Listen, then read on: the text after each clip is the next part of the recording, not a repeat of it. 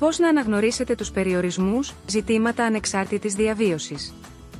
Το θέμα της γύρανσης και της τρίτης ηλικίας φαίνεται να είναι ένα πολύ σημαντικό και υποτιμημένο θέμα, συμπεριλαμβανομένης της στάσης των ατόμων με νοητική αναπηρία απέναντι σε αυτή τη φάση της ζωής, που παρατηρείται σε άλλους και βιώνεται, τις ψυχοκοινωνικές ανάγκες των ηλικιωμένων με μια ένδειξη των καθοριστικών παραγόντων της ικανοποίησής τους, καθώς και θετικές τάσεις που απεικονίζουν συγκεκριμένη εξέλιξη σε άτομα με νοητική αναπηρία που φτάνουν σε μεγάλη ηλικία.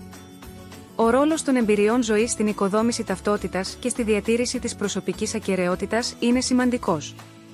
Ένα ηλικιωμένο άτομο με μια αναπηρία, λόγω διαφόρων δυσκολιών στη λειτουργία του, μπορεί να έχει μια αίσθηση περιορισμένης επιρροής στην καθημερινή του ζωή. Η χαμηλή αίσθηση ελευθερίας και λήψης αποφάσεων μπορεί να συμβάλλει στην παθητικότητα, την απάθεια, τη μειωμένη διάθεση και τη χαμηλότερη αυτοεκτίμηση. Πώς μπορούμε να υποστηρίξουμε τους ηλικιωμένους να διατηρήσουν και να αναπτύξουν την αίσθηση της ελευθερίας? Μια λύση θα μπορούσε να είναι η χρήση προγραμμάτων που βασίζονται στην κοινωνικοποίηση των ατόμων με νοητική αναπηρία και στην εκπαίδευσή τους να γίνουν συνήγοροι του εαυτού τους.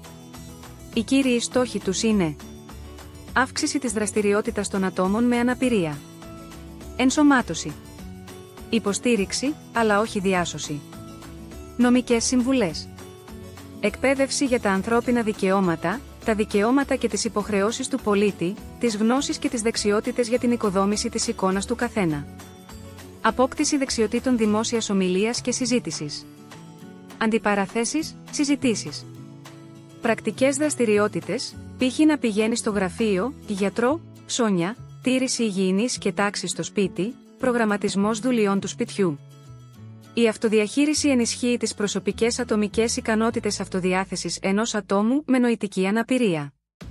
Όταν εργάζεστε με ένα άτομο με νοητική αναπηρία, το κλειδί για την ανεξαρτησία είναι να εξοικειωθείτε με τους νόμους που ισχύουν για αυτήν την ομάδα, να μάθετε πώς να επιβάλλετε τους υπάρχοντες νόμους ανεξάρτητα και να λαμβάνετε αποφάσεις.